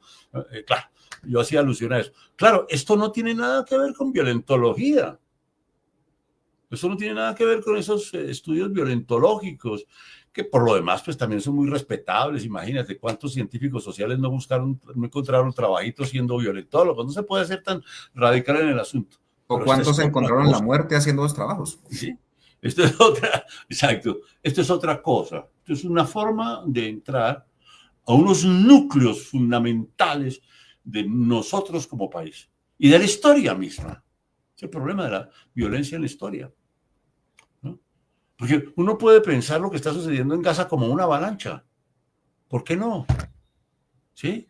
Y lo que están haciendo es una tumba, otro gran cementerio, al aire libre por lo demás allá. Si ves tú lo dramático de la situación. Lo que pasó con la Casa Arana, lo que pasó con las bananeras. Bueno, el Palacio de Justicia fue un gran cementerio. Lentamente están saliendo a la luz, digamos, las atrocidades que se cometieron a nombre de la defensa de la democracia, maestro, como dijo un connotado militar. Entonces ahí creo que a mí me pone a pensar, un camino que me pone a pensar. Amigos y amigas, este profesor se retira y les da un fuerte abrazo y un agradecimiento a Luis Alberto, Andrés y a las demás personas. Me voy. Profe, mil gracias. Un placer. Chao. Vale. Muchas gracias, profe. No, está bien. Listo. Bueno, entonces continuamos acá en la conversación. Mano, siempre me olvida el nombre, pero es Pineda el apellido. Ya, Andrés, el papá de Tina. Nina, el papá de Tina. No ha salido Tina en esta transmisión. Nina, con nene. Bueno, es una perrita muy juiciosa que está tomando un curso acá en la Universidad de Caldas. Y ya empezó Andrés. ¿Quién más tiene preguntas, dudas, aclaraciones? Entonces, porfa, les toca que se hagan aquí para que se oiga. Y luego, Samantha. Hola. Bueno, mi pregunta me surge porque yo cuando estaba chiquita, como a los 5 años, pasé por la carretera de Armero y mis papás me dijeron algo con el tema de las energías, como, ay, no viajamos de noche porque las energías, que no sé qué, yo toda chiquita como que, bueno, ¿esto es qué? Y me surge la duda de cómo en trabajo de campo manejaron esas energías, o esas energías cómo los manejaron a ustedes, bueno, no sé, cómo esa relación de ustedes con las energías de Armero. Listo, vamos a escuchar las dos preguntas y luego, esta es para Andrés, esta que acaban de hacer. Y Samantha, dale. Yo no Bueno, tengo la idea. Pues mi pregunta es referente como algo que dijo ahorita el profesor Luis Alberto, que mencionó, cómo se sigue reproduciendo o de cierta forma como creciendo los entierros en Armero, que ahorita mencionó que era un cementerio, pues el cementerio más grande de Colombia, y dijo que pues seguía pues creciendo. Entonces quiero que como que me explique eso. Listo. Esa era mi pregunta. Bueno, entonces, a ver, Andrés, ¿cómo maneja usted las energías, man? Bueno, pues eso tiene una respuesta directa. Son las energías las que lo manejan a uno, punto. Pero situémoslo un poco. Y es, mira que hay un tema que ha hecho carrera en Armero, sobre todo los últimos años, tendrá que ver con el mismo desbordamiento del culto de la niña Omaira y otros elementos más de lo que podemos llamar el necroturismo. Incluso por ahí ya hay una que otra publicación. Y es básicamente como esa fascinación, pero una fascinación de morbo, una fascinación de terror, como estábamos hablando hace un momentico, alrededor de encontrar o de visitar unos sitios alrededor de Armero, ¿sí? Y casi que hay una ruta, si lo ponemos en términos precisamente de la experiencia turística, de los infaltables de Armero, que antes estaban muy referidos al tema de la marca de la avalancha. Pienso mucho en la piedra, una piedra gigante, parece una casa como de 3 pisos, que dicen rodó desde el Sirpe, y bueno, el Luis también tiene algo escrito sobre esa piedra. O por ejemplo los lugares donde fue el Papa a hacer la declaratoria del Camposanto, o el lugar donde quedó enterrada Omaira, y así una cantidad de elementos que a las mismas personas se sintetizan en los armeritas, en dónde quedaron los míos, si aparecieron, o dónde creo que quedó mi casa y pongo la lápida de los míos. A ese tipo de figuración o de reconocimiento del cementerio más grande de Colombia, le vino ahora el tema de, bueno, desde hace un tiempito para acá, de esa fascinación por ese necroturismo, donde entonces, por ejemplo, cobran significancia otro tipo de lugares. Por ejemplo, el hospital, que es tremendo, el hospital que pues ustedes si han pasado, queda la estructura misma ahí. Otro lugar tremendo, terrible, es el cementerio dentro del cementerio.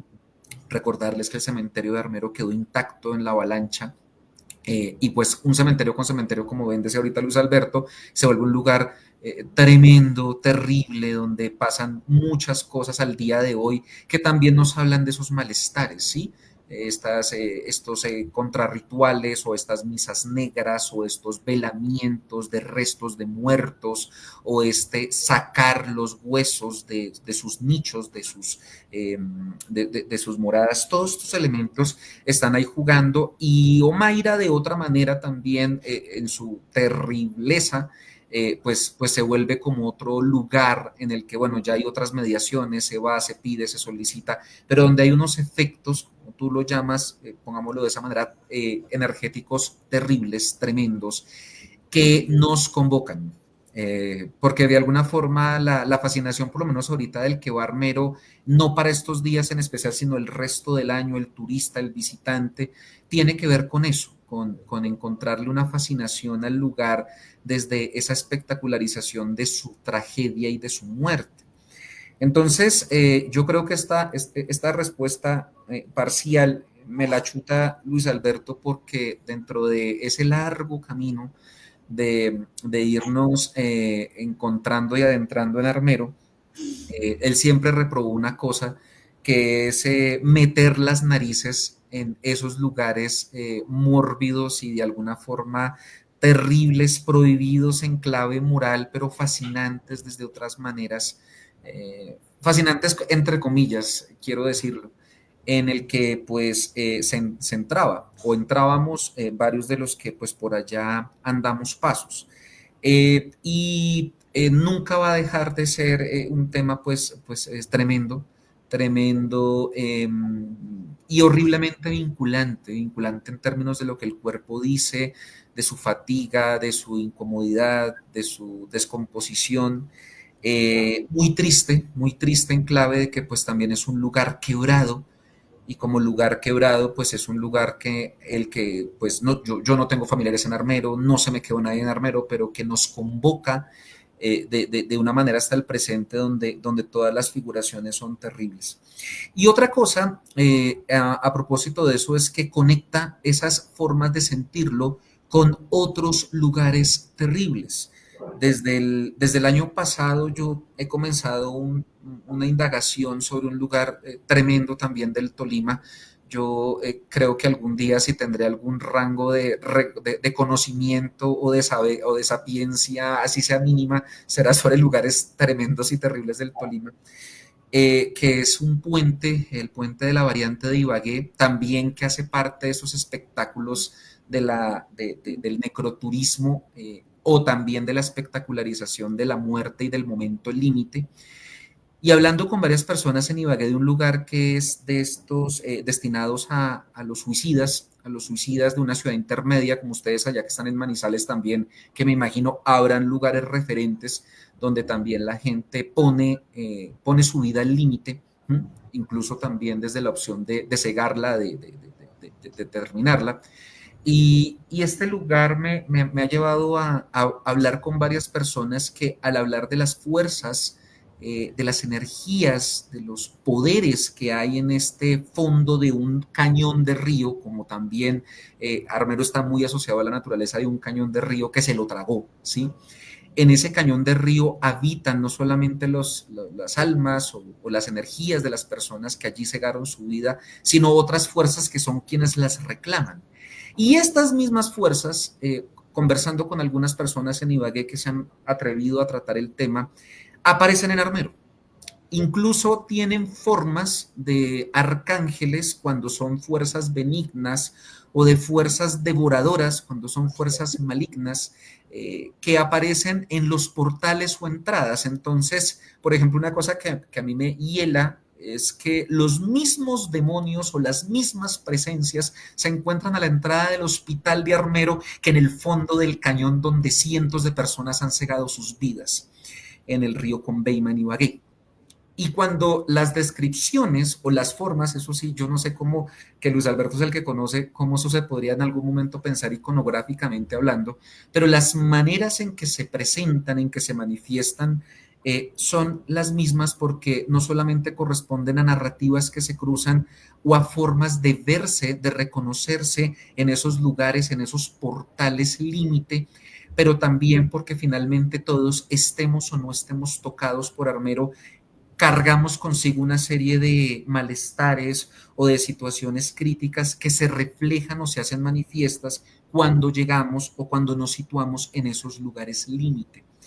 Y creo yo que de alguna manera, si las fuerzas, como decía al comienzo, las fuerzas a nosotros nos llevan, nos dirigen, es porque hay mucho de lo que nosotros reconocemos en esas energías, en esos referentes que finalmente cuando estamos en este tipo de lugares se manifiestan y nuevamente, como lo hemos dicho ya varias veces a lo largo de esta conversación, nos desbordan. Bueno, yo voy a responder. Yo muy rápidamente para el problema de las energías. Pues, es decir, yo me protejo evitando ciertos lugares. Vamos, yo ya conocí, por ejemplo, el cementerio de Armero. Yo ya no entro al cementerio de Armero. Pues, ¿para qué? Ya lo conocí. Pero mire, este tipo de cosas que la gente usa, como los azabaches o las curas para el mal aire, el qué sé yo, ese tipo de cosas.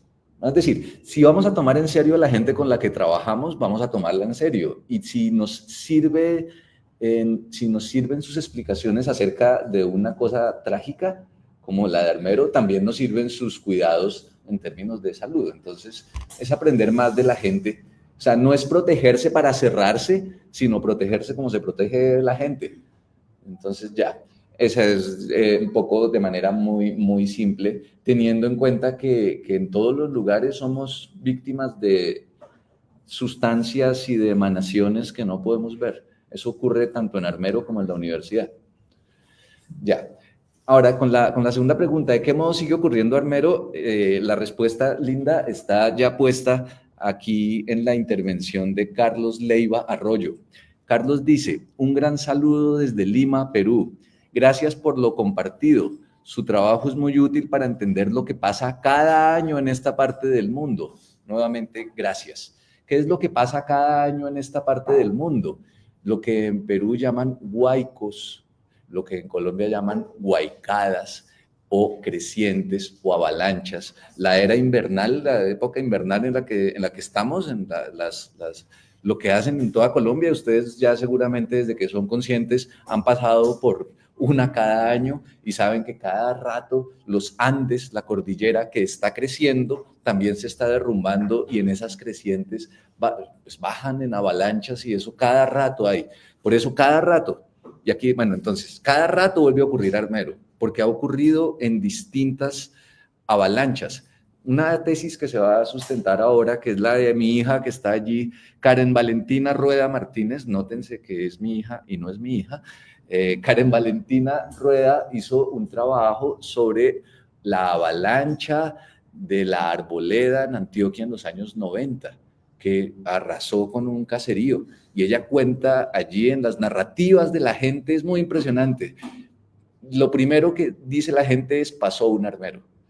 Lo segundo que dicen es, de la misma manera en que en Armero decían eso, que me subía y me bajaba y me daba vueltas y me sacaba, exactamente lo mismo dicen en la Arboleda.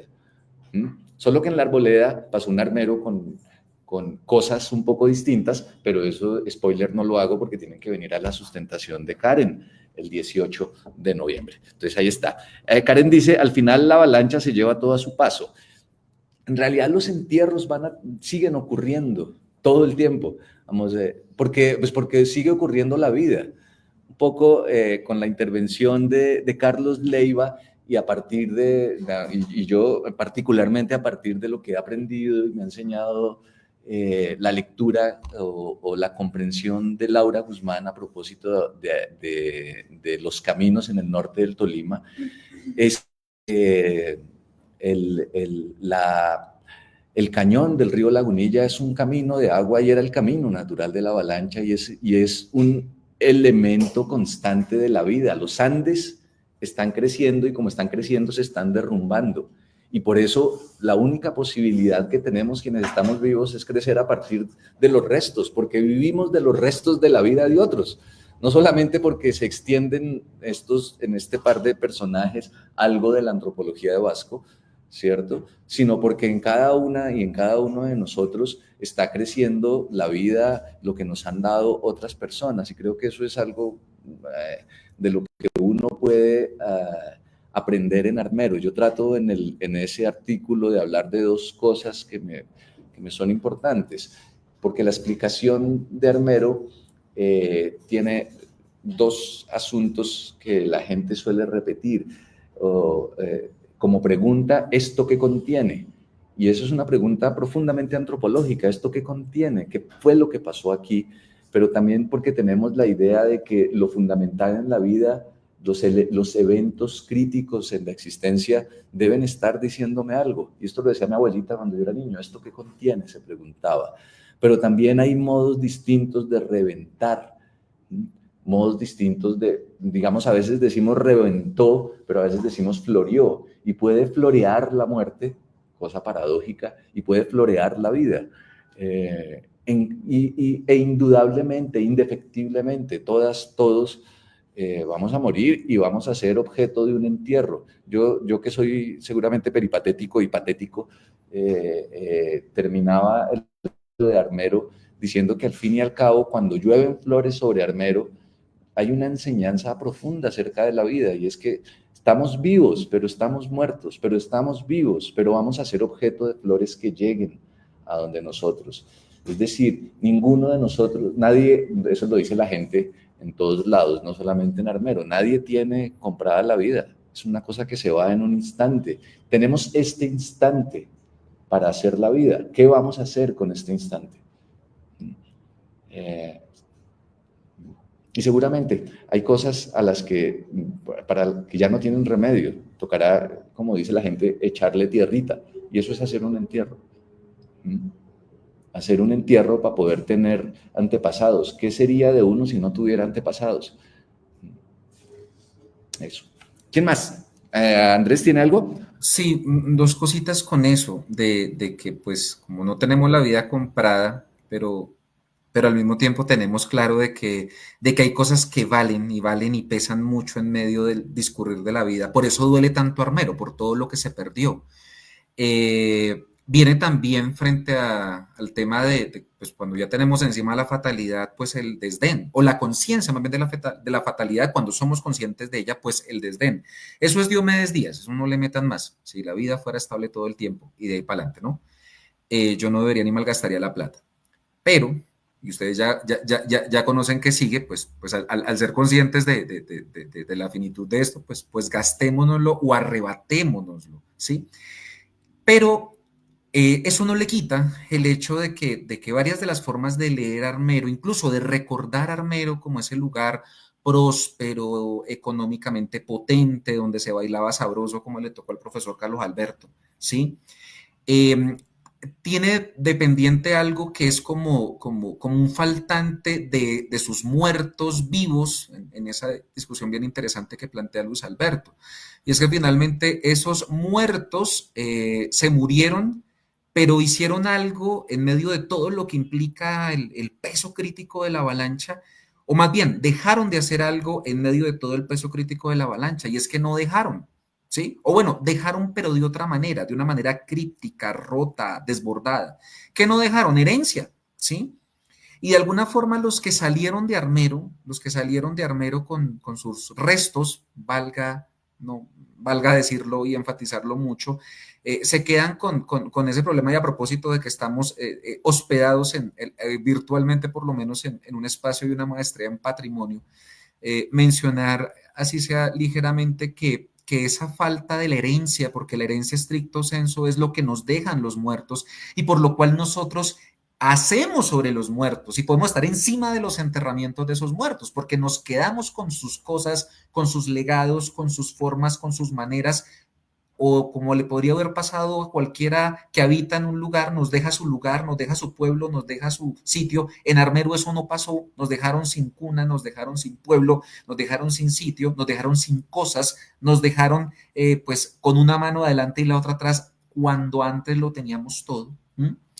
Es ese elemento crítico, esa ruptura, la que de alguna forma agrava más lo que queda ahora en Armero, ¿sí? Lo agudiza, porque nos pone en una situación donde los despojados, los armeritas, que antes además llamaban armerunos, no sabemos muy bien por qué se cambia ese elemento, pero hoy día el de armeru es un armerita, ya no es un armeruno, ya no es un platudo, antes es una persona que se mide precisamente por ese tipo de situaciones que el profe Carlos Alberto nos mencionaba ahorita.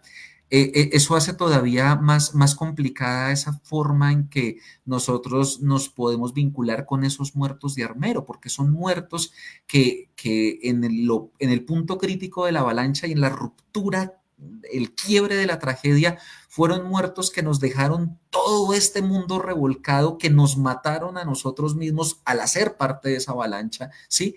Y que no ocurrió, no concurrió esa, llamémoslo, forma tradicional de una herencia, porque la herencia es una continuidad, la herencia es la posibilidad de que sellamos ese ciclo y sobre lo que los muertos nos dejaron podemos continuar, hacer un continuo, un mantenimiento de la vida, ¿sí? Pero cuando eso se trastorna, pues el mundo nos habla como en efecto habla el mundo de Armero. ¿Hay alguna otra pregunta ya con los compañeros o puedo leer un pequeño comentario acá de Ricardo Ginás?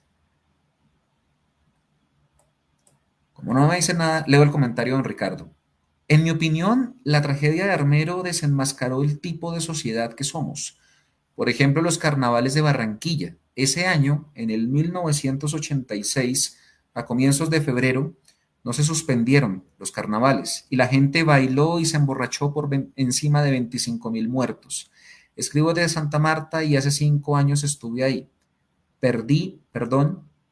Y desde entonces me siento más tranquilo. Saludos. ¿Qué más tenemos allá? Ana María. Hola. Pues me preguntaba como qué efectos creen ustedes que han tenido en los habitantes de Armero pues la llegada constante de antropólogos a hacer trabajo de campo. Pues como que ha crecido allá lo que tantas personas han llevado por tantos años con la antropología, esos lugares como que pasan tantas cosas. Listo, muchas gracias. Me respondo un pedacito y si usted quiere responda hay otro pedacito. Yo creo que con la antropología crecen cosas distintas dependiendo del tipo de antropología que hagamos, primero. Y durante muchos años yo estuve bastante orgulloso de que el principio fundamental que guió nuestro trabajo de campo en el norte del Tolima era nuestra enorme ignorancia, en la medida en que no sabíamos cosas. Muchas maneras de indagar, no sé si de indagar, de intervenir de la antropología o de las ciencias sociales, no de la antropología, suelen asumir que la gente no sabe y en consecuencia desde las universidades llevamos conocimiento. Y entonces tenemos una serie de estrategias o de extracción de información a través de talleres o de educación popular a través de talleres. En ambos casos hay un enorme irrespeto por la gente. Por un lado, cuando se extrae conocimiento, no se trabaja con la gente. No se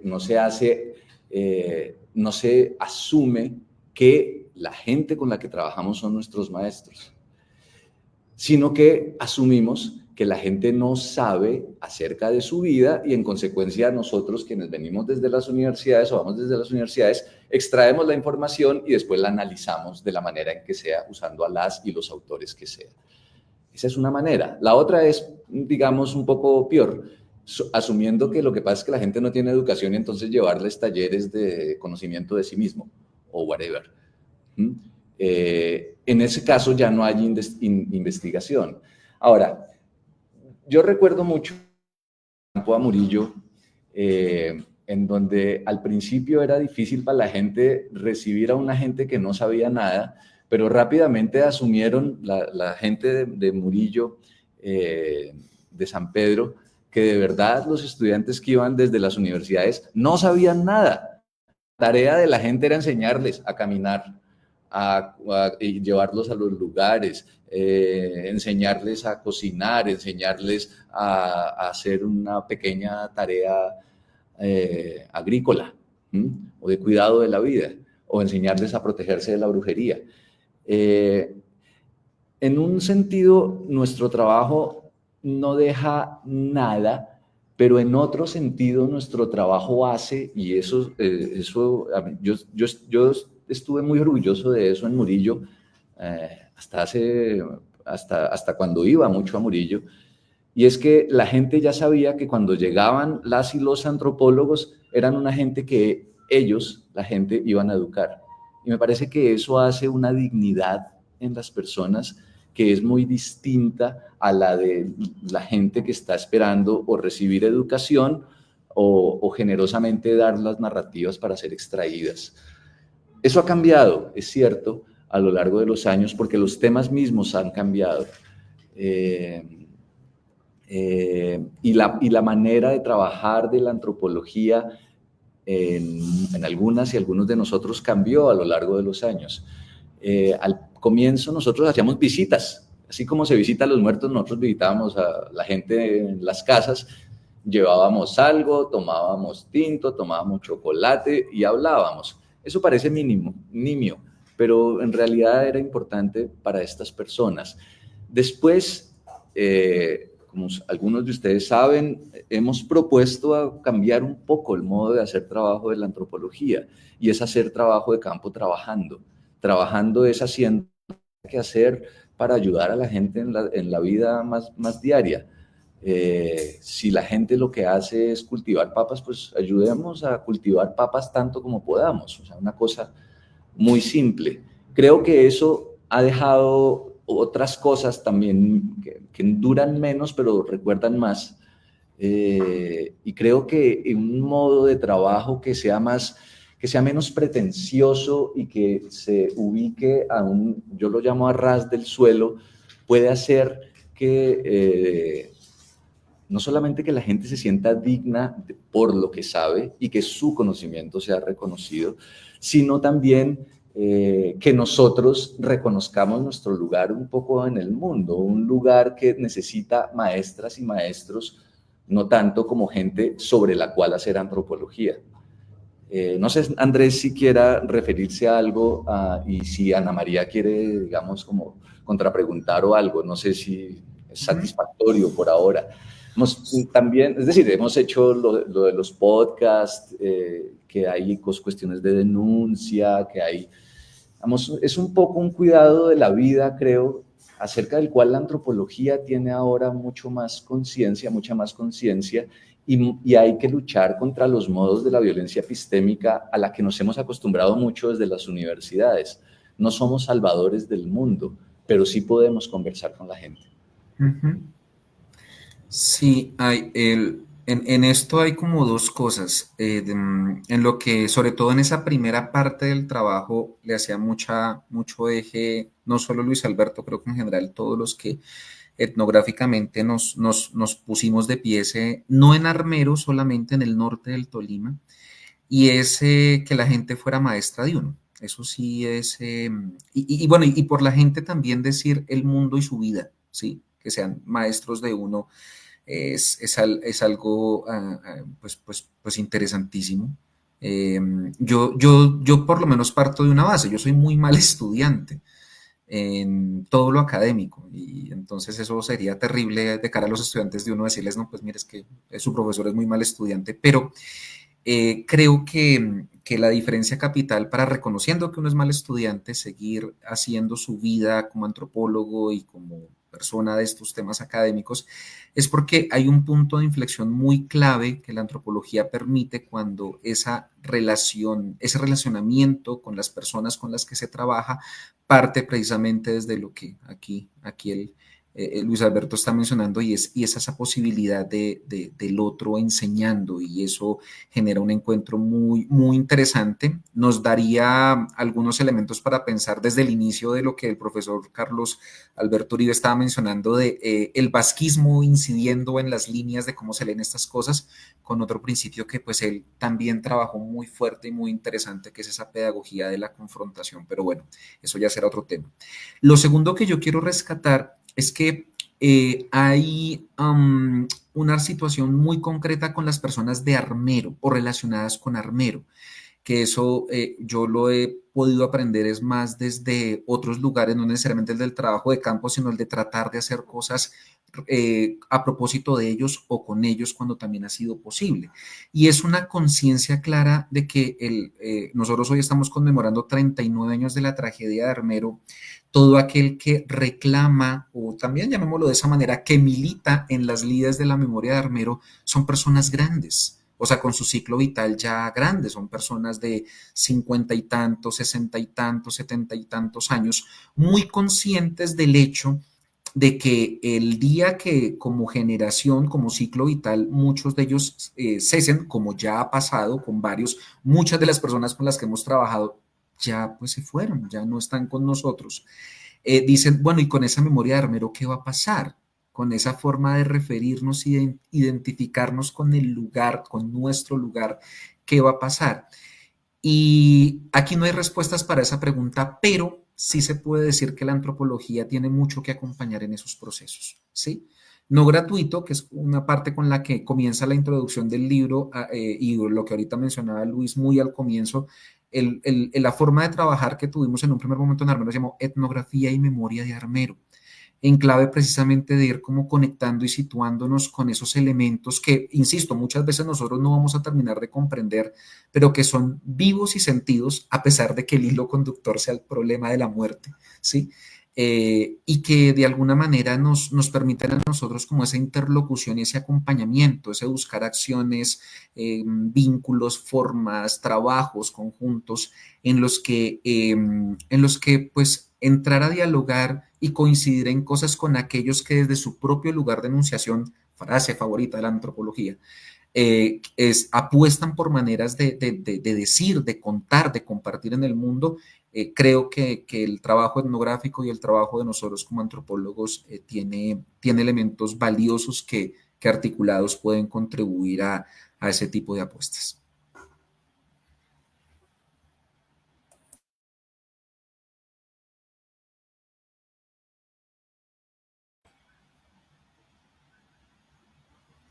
Micrófono.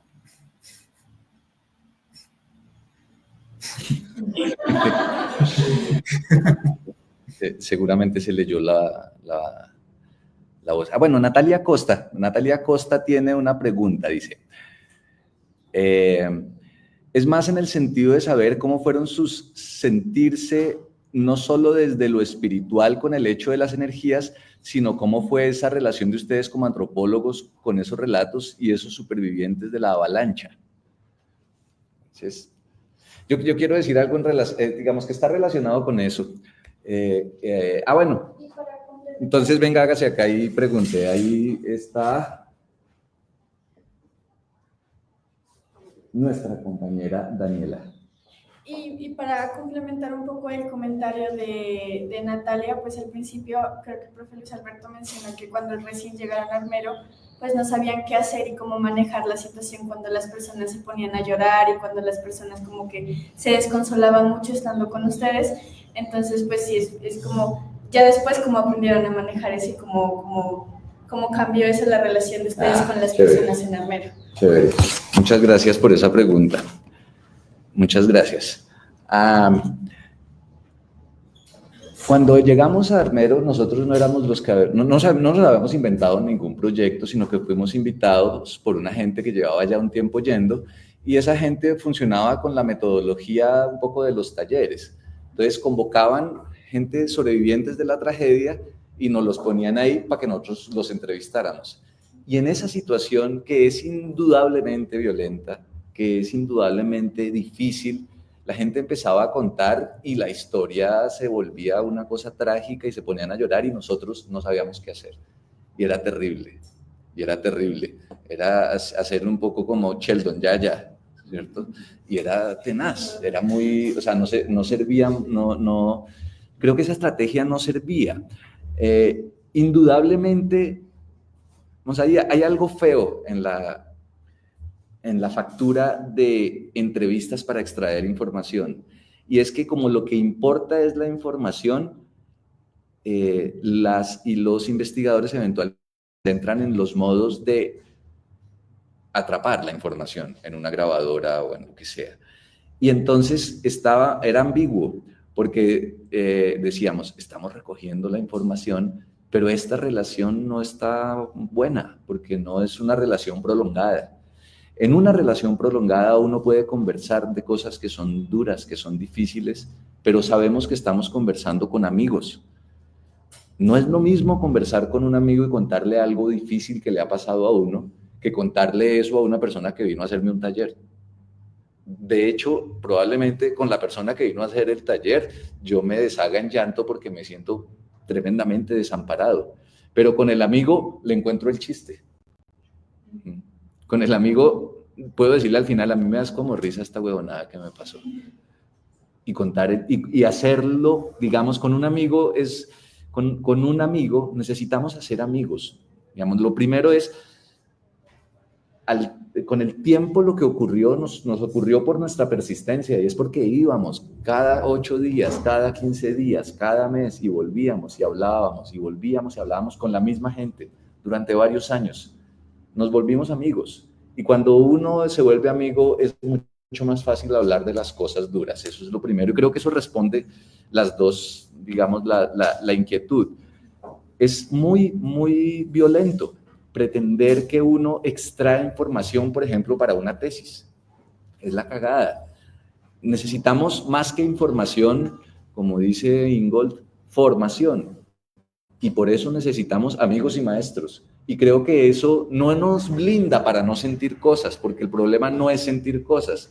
El problema es con quiénes y delante de quiénes estamos sintiéndonos frágiles.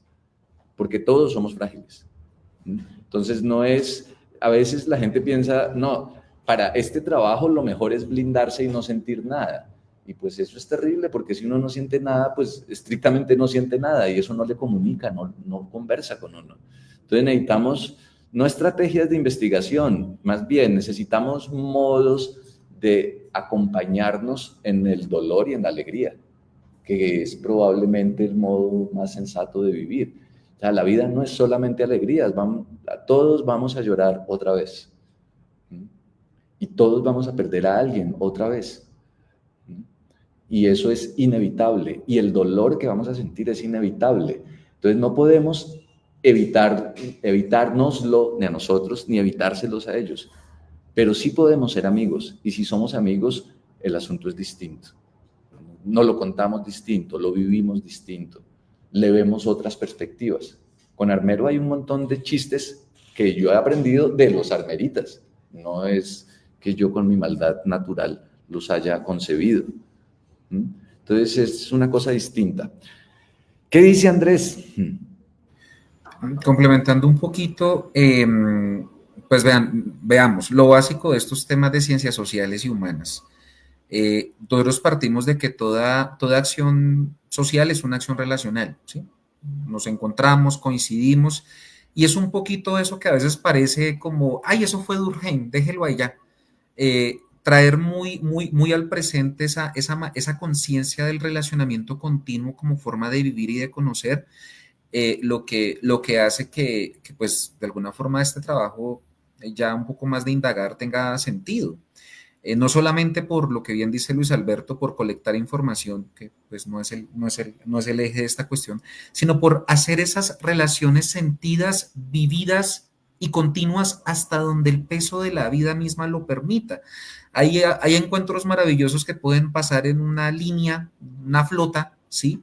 Donde simplemente la coincidencia de lo básico que nos hace personas, sabernos escuchar, sabernos decir, sabernos contar, ayuda, desahogar, contar, compartir, conocernos. Como también pueden haber situaciones de otro tipo, de otro calado, de largo aliento, donde puede pasar, por ejemplo, y eso, por favor no se me entienda dentro de lo terrible, aunque obvio que esto tiene su dosis de terrible, y es cuando de estas amistades que nos han pasado, les decía hace un rato, y de estos encuentros, pues uno los ha llevado, al menos nosotros que tenemos menos años, cada vez van a ser más, pero por ahora hay todavía algunos años menos, de que esos que nos han enseñado a nosotros este tipo de cosas y este tipo de apuestas y maneras, pues se hayan ido y hayamos podido también acompañar, no solamente en el estar, como nos pasa en el deber social del, qué sé yo, del funeral, del tópico, de normativo, de usted tiene que acompañar, sino porque estamos.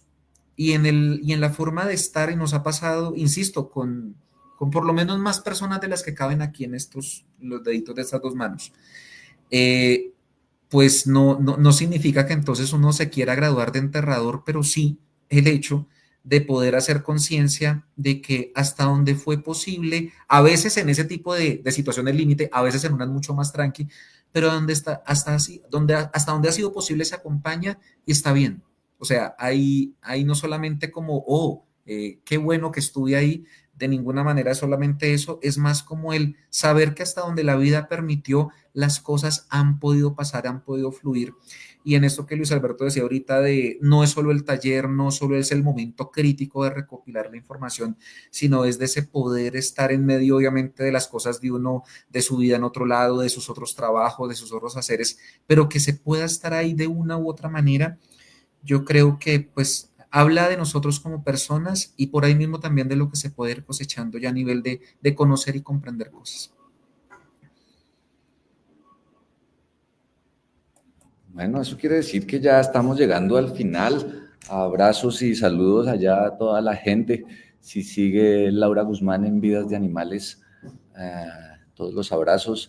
A Karen Valentina, la hija, a Natalia Costa, a Ricardo Ginás, de que está allá, a Mariana Rodríguez, a Genis Tavares, a Roosevelt Tavares, a Ricardo Ginás, ahí está otra vez. Muchas gracias a ustedes por venir en esta mañana. Las conversaciones de asuntos de campo tienen otra sesión pasado mañana. Para quienes estén interesados, viene la profesora María Ochoa de la Universidad de Antioquia y nos va a hablar de su tesis doctoral sobre la vida en la frontera binacional, la vida de los Wayuu en la frontera binacional de Colombia y Venezuela. Un agradecimiento inmenso a la maestría en Patrimonio Cultural que nos resolvió el problema técnico de la Universidad de Caldas, que ya no tiene Zoom. Entonces, veremos cómo resolvemos de aquí a pasado mañana este problema en la Universidad de Caldas y no les podemos dar una conferencia sobre la frontera binacional. Y nada, muchas gracias, querido Andrés. Como siempre, un enorme gusto escucharlo. Muchas gracias a quienes estuvieron acá. Ahorita seguimos en clase con los que se quedan conmigo. Y ya. Abrazos a Madeleine, que tanto nos ha ayudado, como siempre, desde la maestría en Patrimonio Cultural, y a la profesora Marcia, la directora de la maestría en Patrimonio Cultural de la Universidad Pedagógica y Tecnológica de Colombia. Muchas gracias a ustedes por estar y un abrazo grandísimo.